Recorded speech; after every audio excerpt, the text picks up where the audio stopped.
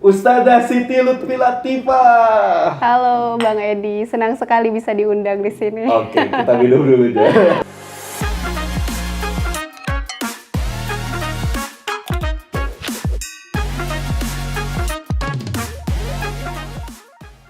Ustazah, kesetaraan.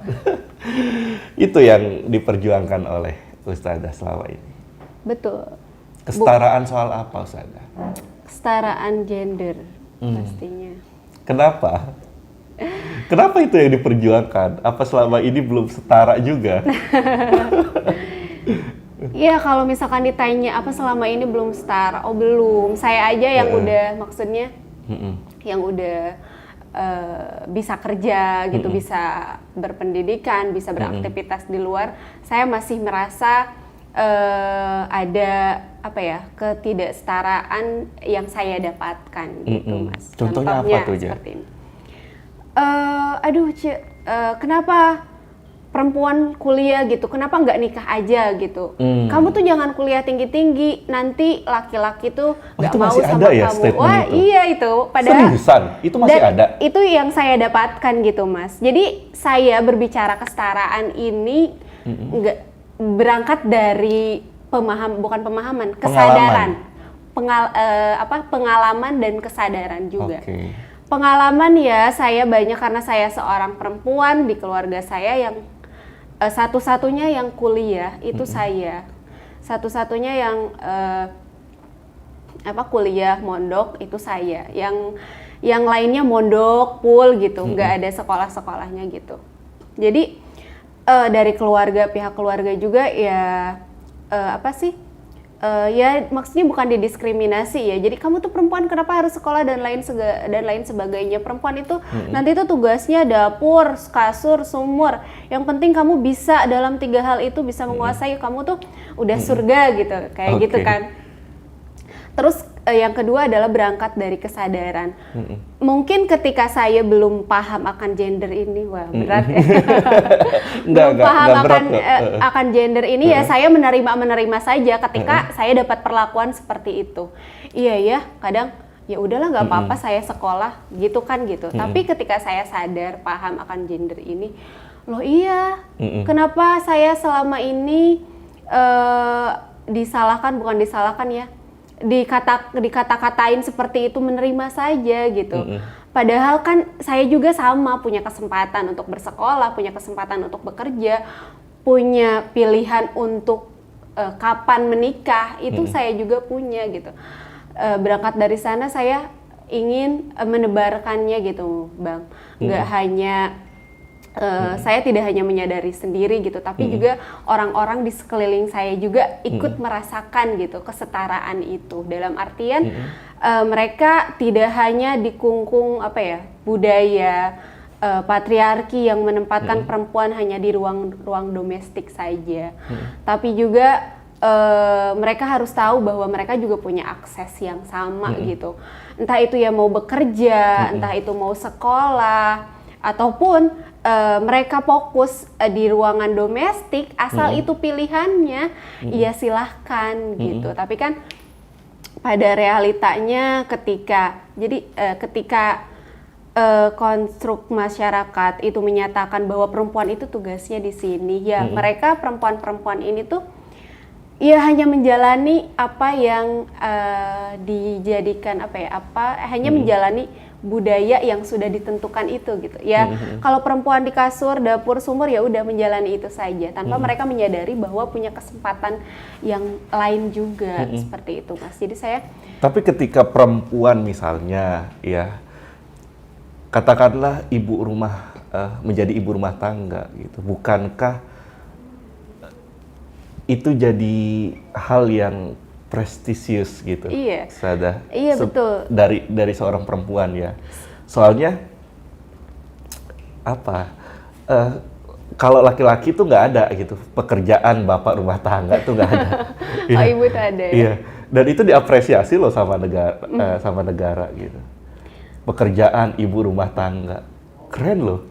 Gitu. Jadi saya pernah ya bertanya kepada perempuan yang berkarir gitu.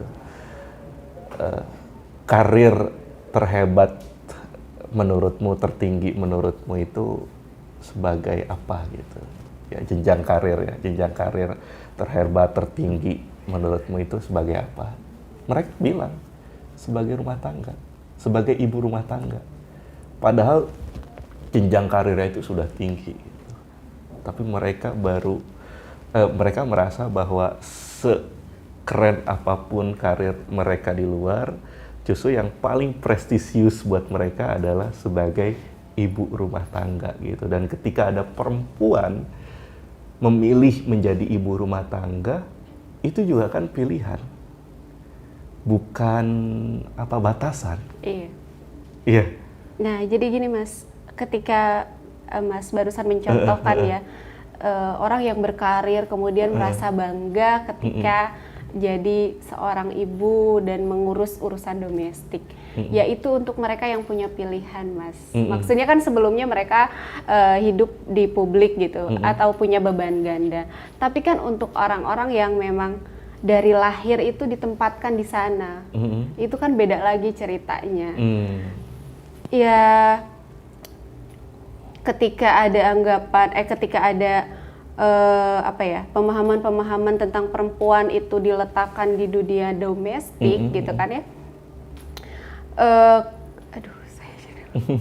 Ketika ada anggapan perempuan itu diletakkan di dunia domestik, ya mereka hanya mengikuti itu saja gitu, tanpa mereka sadari bahwa di luar sana itu banyak sesuatu yang bisa dinikmati. Bukan berarti di domestik itu salah. Enggak kayak gitu. Tapi ya silahkan mau di domestik, mau di publik, asal itu adalah pilihannya gitu. Adalah pilihannya atas kesepakatan bersama. Kalau suami istri atas kesepakatan bersama, seperti itu, Mas. Tapi saya nggak tahu kenapa ya, Sada. Saya nggak setuju kalau perempuan itu dibatasi atau merasa dirinya terbatas gitu. Ya, saya nggak setuju dengan ungkapan itu. Iya, kalau misalkan nggak setuju dengan ungkapan-ungkapan gitu, ya kagak setuju mungkin karena tidak mendapatkan perlakuan seperti itu, Mas. Jadi kan banyak perempuan yang memang mendapatkan hal-hal seperti itu. Mereka geraknya itu dibatasi hanya karena diri mereka itu perempuan. Mungkin bahasanya bukan membatasi atau dibatasi ya. Gimana? Bukan pembatasan. Iya, jadi gimana? Tapi lebih ke prioritas aja sih gitu. Karena baik laki-laki mau perempuan juga kan multi peran. Ya, nggak hanya perempuan. Menurut saya laki-laki juga punya peranan yang banyak gitu, multi peran. Kayak gitu. Jadi bukannya dibatasi, tapi lebih punya prioritas, dan siapapun harus punya kemampuan itu, gitu. Jadi ketika dia misalnya ya menjadi ibu berumah tangga, tapi di saat yang sama dia juga harus bekerja, gitu. Terus dia kemudian tidak melirik ya kesempatan kesana sini, ya karena dia punya prioritas yang harus dia perjuangkan, yang harus dia luangkan juga waktunya untuk bisa dia beri gitu. Bukannya begitu atau bagaimana? Nah, jadi gini Mas, dia juga punya prioritas, tapi seringkali beban domestik ini itu dibebankan itu hanya ke perempuan saja, Mas. Sedangkan laki-laki ya ketika bekerja ya dia hanya sebatas kerja, pulang kerja, istirahat. Nah itu kenapa bisa sampai dibebankan ke perempuan gitu? Nah kan itu budaya yang mengatakan bahwa tugas rumah itu adalah tugasnya perempuan. Padahal kan itu menjadi tugas bersama. Ketika seorang laki-laki bekerja, seorang perempuan bekerja, dia tidak boleh melupakan bahwa dirinya juga seorang istri, juga seorang suami. Laki-laki kalau bekerja untuk siapa? Untuk keluarganya. Untuk keluarganya. Perempuan pada umumnya bekerja untuk siapa? Pada umumnya ya. Kalau misalkan sudah berkeluarga ya untuk berbagi juga dengan keluarga, untuk keluarga juga. Ustazah menemukan lebih banyak yang seperti itu. Ya itu kan untuk membangun kemaslahatan, Mas. Iya, lebih banyak menemukan yang seperti itu. Iya, lebih Enggak banyak yang bekerja hanya untuk dirinya sendiri. Aduh, gitu. saya jadi kepancing ya. Enggak, ini apa ya? Saya suka agak mellow. Aduh.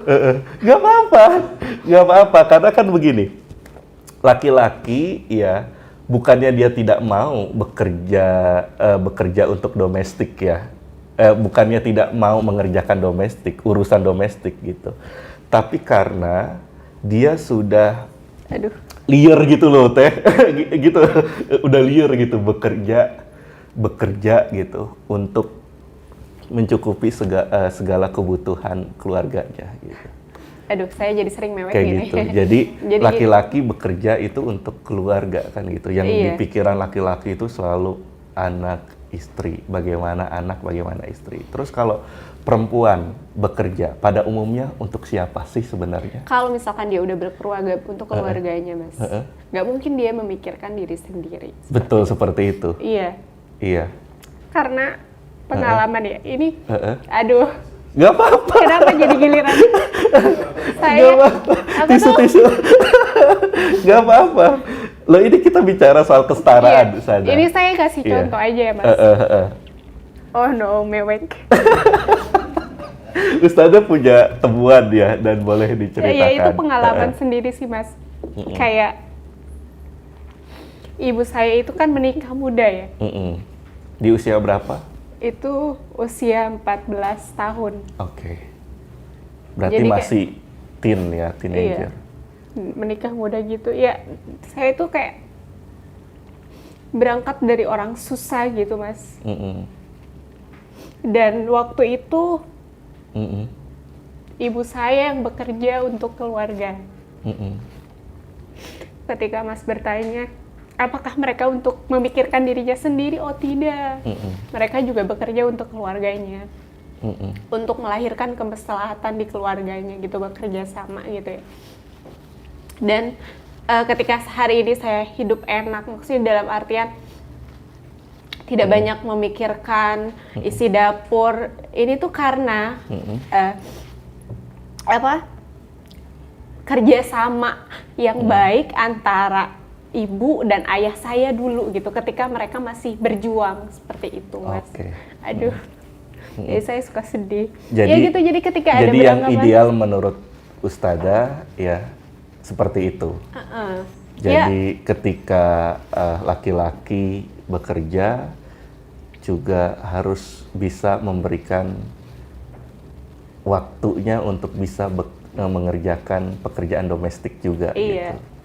Berbagi peran lah gitu. Iya, tidak hanya membebankan. Misalnya istrinya nyuci, dia ngegosok gitu. Iya, gitu. Oh, kayak gitu harusnya. Iya, jadi kayak kita kan meskipun saya belum menikah ya, tujuan dari pernikahan itu sakinah mawaddah warahmah. Tidak bisa satu tugas untuk... Tapi kan ada prinsip begini, Ustazah. Hartamu, hartaku. Ini kata perempuan ya. Tapi hartaku belum tentu hartamu. Kayak gitu. Makanya banyak perempuan yang bekerja yang saya temukan, ya ketika dia bekerja ya sudah, untuk dirinya sendiri. Ya mungkin karena suaminya mampu, Mas. Oh gitu. Kalau udah mampu mungkin ya. Jadi ya kenapa harus memikirkan suami, atau suami saya udah mampu, ya tinggal mereka memikirkan diri sendiri ya, dan keluarganya. Mestinya nggak usah ada tuntutan lagi dong ke suami untuk mengerjakan domestik gitu. Wah, kenapa kayak gitu? Itu kan jadi tugas bersama. Loh iya, karena dia juga memikirkan. Ayo, gimana ayo. Gimana Mas? Jadi yang ideal itu ya, misalnya nih kesetaraan dalam berumah tangga ya. Kesetaraan suami dan istri dalam berumah tangga. Suaminya bekerja, ya istrinya bekerja, ya.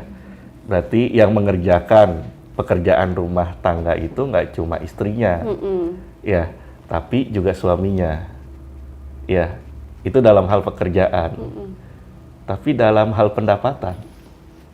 Ya kan tidak semua kayak gitu, Mas. Nah, iya makanya ini kita bicara soal kesetaraan, ayo. Kalau misalkan ya sekarang begini, Ustazah. Terus kan kesepakatan ya? Iya begini, sekarang begini ya. Sekarang begini. Ini bukan soal kesepakatan, kita melihat realitas ya. Sekarang begini. Ya oke, misalnya istrinya bekerja. Ya, terus di saat yang sama ada tuntutan juga buat suami untuk mengerjakan pekerjaan rumah. Lah sedangkan apa yang suami lakukan ini juga untuk memenuhi kebutuhan rumah tangga gitu. Tapi istrinya bekerja juga. Bekerja, sedangkan pendapatan si istrinya juga enggak diperuntukkan untuk kebutuhan rumah tangga gitu. Ya kalau misalkan udah Bagaimana? memenuhi, ya, maksudnya gini Mas, sakinah mawaddah warahmah itu tidak bisa hanya dilaksanakan oleh satu saja, karena kan Oke. berpasangan ya, berarti harus dilaksanakan berdua gitu. Oke. Ketika suaminya bekerja, istrinya bekerja, lalu yang menjadi perbedaannya suaminya itu untuk perempuannya, sedangkan perempuannya untuk dirinya sendiri gitu. Lalu si suami merasa berat gitu, harus diberikan beban ganda karena kan ya kenapa harus diberikan beban ganda, kan aku kerja buat kamu gitu. Terus sedangkan kamu kerja untuk diri kamu sendiri, seperti itu kan masalahnya. Sedangkan seperti itu masalahnya, yaitu balik lagi Mas ke, Ya berarti harusnya sudah tidak ada lagi statement hartamu hartaku. iya, Hartaku belum tentu hartamu. Iya, benar nggak? iya, Iya, berarti kesetaraan yang selama ini diperjuangkan oleh Ustazah seperti itu. iya, Oke, pokoknya bareng aja gitu. iya ya. bareng aja Mas, kan hidup Oke, ini berdua keren nih, namanya berarti juga. ini keren. Tepuk tangan dong. Wadah. Iya gitu Mas pada intinya. Karena kan hidup, maksudnya berhidup berpasangan itu kan kita berpartner ya untuk menciptakan kebaikan gitu secara keluarga, secara individu maupun secara sosial untuk menciptakan. Ya lakukan semuanya bersama. Ketika gini contohnya, ketika gimana ya contohnya, saya punya suami. Ini baru contoh ya. Iya contoh. Saya nggak sedang iklan ya. Iya, ilustrasi. Contohnya ketika saya punya suami dan suami saya sakit misalkan, di apa ya? Di anggapan, di pandangan masyarakat ini kan yang seharusnya nyetir mobil ini adalah suaminya gitu. Tapi kan kondisinya si suami ini lagi sakit gitu. Ya Atau berarti bisa juga- istrinya bisa jadi yang lagi lebih mager mampu. gitu. Iya. Bisa jadi istrinya yang mampu gitu. Ya lakukanlah gitu. Kenapa harus melakukan sesuatu itu karena kamu perempuan, kamu laki-laki, aku istri, kamu suami? Enggak kayak gitu. Lakukanlah bersama gitu. Siapa yang lebih mampu maka dia yang melakukan gitu. Maksudnya mampu dalam keadaan bukan nggak mampu karena males ya, tapi dalam keadaan tertentu gitu. Ya mungkin karena ada paradigma laki-laki itu harus mengayomi, melindungi, ya. Mungkin karena ada itu kali ya, paradigma seperti Iya. itu. Ya, Itu kayak- gimana tuh Ustazah kalau kayak gitu? Ya kalau suaminya tidak keberatan, ya maksudnya kan itu kebutuhan. Kalau dalam berpasangan itu juga kebutuhan ya, mengayomi, melindungi ketika gimana ya saya nyebutnya. Ya itu lakukan berdua gitu Mas. Iya, nggak bisa juga ditempatkan hanya kepada laki-laki ya. Padahal kan di satu sisi laki-laki sebagai pelindung, tapi di sisi lain laki-laki juga butuh dilindungi gitu Mas. Ada keadaan-keadaan tertentu yang membuat dirinya merasa di bawah, dan disinilah seorang perempuan jadi saling gitu. Dan itu sudah dibuktikan oleh Rasulullah SAW ketika beliau didatangi oleh wahyu. Nah Ya. itu. Dan di situ dia minta perlindungan dari Siti Khadijah, kemudian Siti Khadijah memberikan beliau selimut, betul nggak? Nah itu maksudnya. Gitu. Ustazah kenapa sedih sih tadi? Sedih. Aduh. Jangan ditanya lagi Mas. Hidup Loh, saya kenapa? agak rumit. Kenapa? Aduh. Kenapa? Udahlah. Nggak apa-apa. Ini konsepnya termehek-mehek ya. Setaraan tapi termehek-mehek saya. Ya karena itu tuh bukan hal yang mudah untuk dijalani gitu. Lo katanya kan kerjasama, kesepakatan bahwa ibu itu bekerja juga untuk membantu. Ada hal-hal yang emang mensupport. tidak ingin saya bicarakan gitu, tapi Oke. intinya itu gitu. Dan Oke. keadaan itu yang membuat saya dulu mungkin tidak bisa menerima, tapi ketika saya paham sekarang, oh iya, apa yang dilakukan ibu saya, apa yang dilakukan abah saya dulu itu untuk mencapai kemaslahatan gitu. Mereka tidak memikirkan dulu, tapi ke depannya gitu, Mas. Mereka bekerja sama untuk kebaikan anak-anaknya juga nanti ke depan, hingga saya hari ini bisa berpendidikan juga kan atas kerjasama mereka dari dulu sejak menikah. Ibu bapak itu goalnya untuk anak-anak ini apa sih? Agar anak-anak ini sehat atau berpendidikan atau bagaimana? Kalau abah saya itu selalu bilang, Dek, kesuksesan orang tua itu ketika anaknya soleh dan soleha. Udah cukup sampai sana.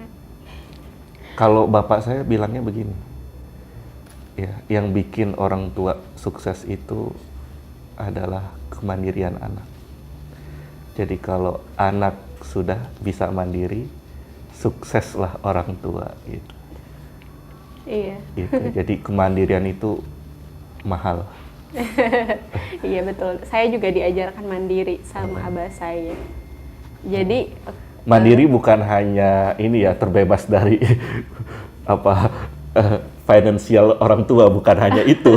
Tapi ketika kita bisa atau mampu menyelesaikan masalah diri kita sendiri, wah itu udah successful orang tua gitu. Dan itu tuh yang diajarkan sama abah saya ke saya gitu. Padahal saya seorang perempuan, dalam artian ya dulu masih beranggapan perempuan itu seperti apa. Saya ingat saya dulu di pondok ya. Saya itu mau melanjutkan, nggak lagi SMP, itu mau melanjutkan SMA. Abah saya itu memberi kebebasan, monggo mau di mana juga terserah gitu. Sampai akhirnya ketika orang lain masih diantar gitu Mas ke calon sekolahnya, orang lain kan pasti lagi masih SMP itu masih diantar ya sama orang tua. Saya itu sendiri Mas, bawa motor dari kampung itu Mas. Saya nggak tahu lalu lintas kayak gimana. Mungkin beranggapan kalau dulu itu kenapa sih abah saya tuh kayak gini gitu. Harusnya kan saya masih harus diayomi gitu. Tapi sekarang itu sadarnya, oh ini beliau itu sedang mengajarkan kemandirian ke saya. Jadi cerita lagi itu. Oke, I got the point ya. Sebenarnya apa yang diperjuangkan oleh Ustadzah ini berangkat juga dari inspirasi yang Ustadzah dapatkan dari orang tua. Itu. Iya, bahwa orang tua itu punya anak berapa Ustadzah? 3. Itu ada laki-laki, ada perempuan. Saya perempuannya sendiri. Kamu perempuan sendiri, jadi selainnya laki-laki gitu.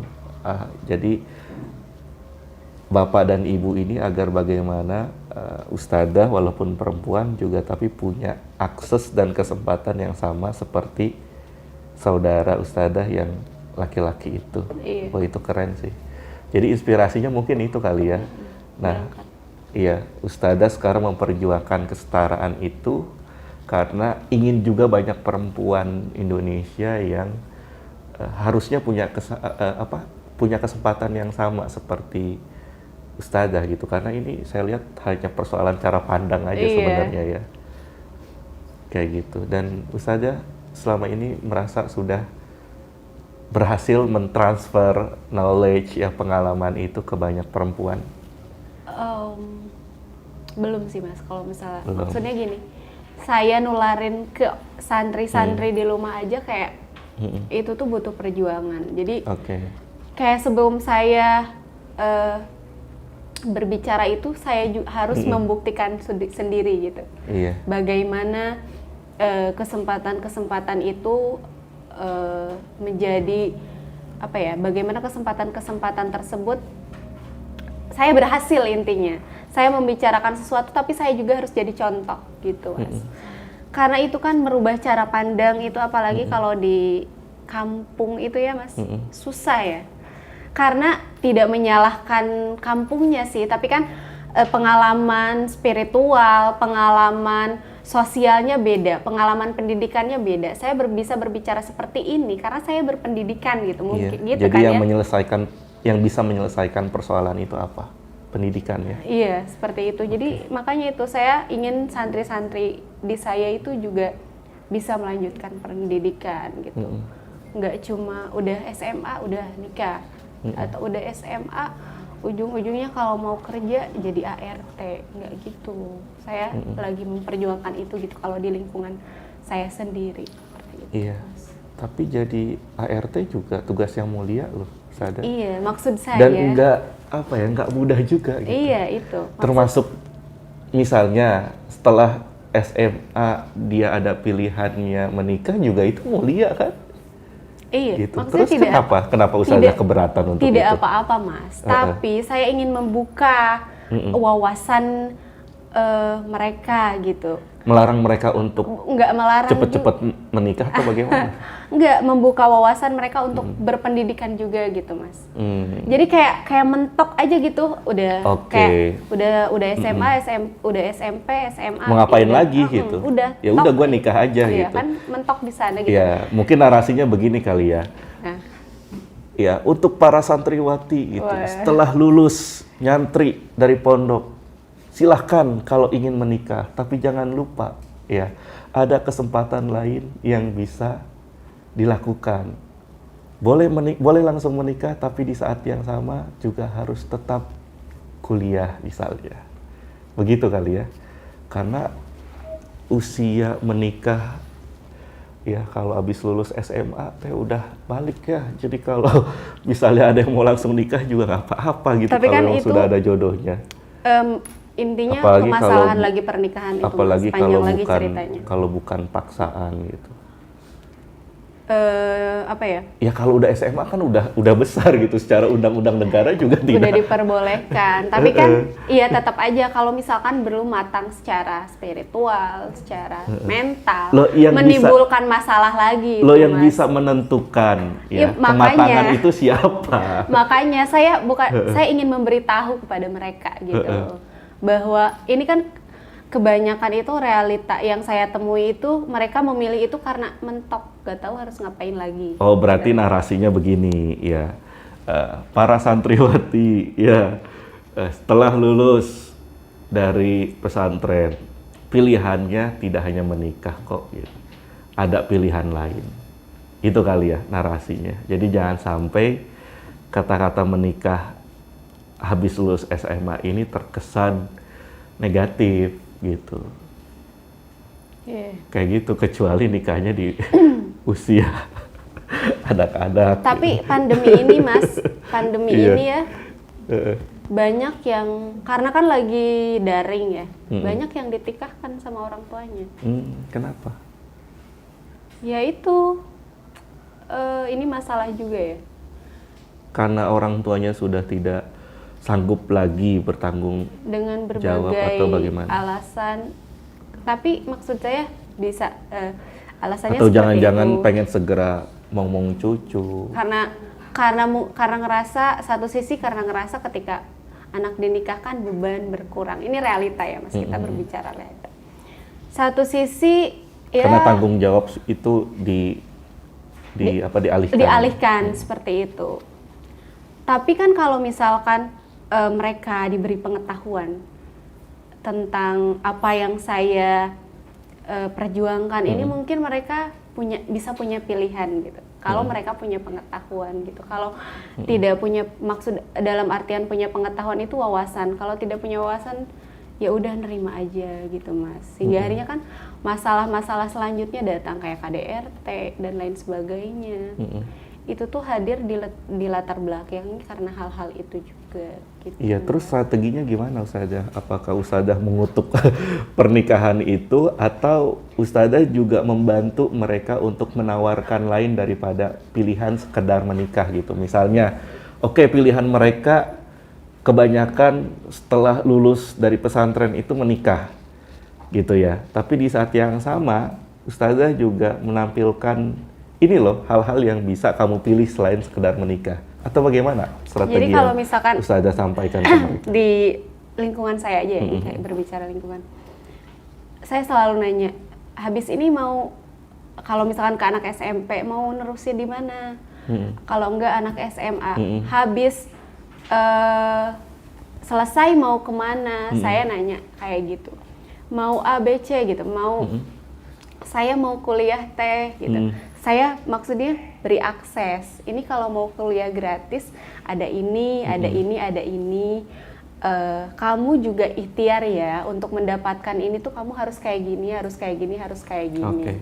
Seperti itu. Nah ini keren, maksud saya kalau itu yang disampaikan itu justru keren. Kayak gitu, jadi kita jangan sampai mengutuk pilihan mereka juga yang sebenarnya itu baik juga gitu. Menikah itu kan baik ya, apalagi selepas lulus SMA secara undang-undang negara kita juga sudah diperbolehkan ya, karena kebanyakan teman-teman yang lulus SMA itu adanya di usia berapa sih? 17-18 ya. Dan secara undang-undang itu nggak masalah ya? 19 tahun ya, undang-undang pernikahan itu perempuannya 19. 19 tahun ya? Yang sekarang itu sama laki-lakinya 21. Oke, yang sekarang itu ya? Oke, berarti memang harus diedukasi dulu ya? Iya, makanya itu edukasi saya. Mengarahkan gitu Mas. Saya juga tidak bisa menghakimi pilihan mereka, tapi setidaknya mereka diberi bekal. Iya, agar punya gambaran setelah itu mau kemana gitu Mas. Seperti itu. Oke, oh ini keren banget perjuangan Ustazah. Ustazah terima kasih ya sudah berjuang untuk itu. Lanjutkan ya, mudah-mudahan ada banyak lagi perempuan-perempuan yang punya opportunity atau kesempatan seperti yang Ustazah dapatkan. Amin, amin.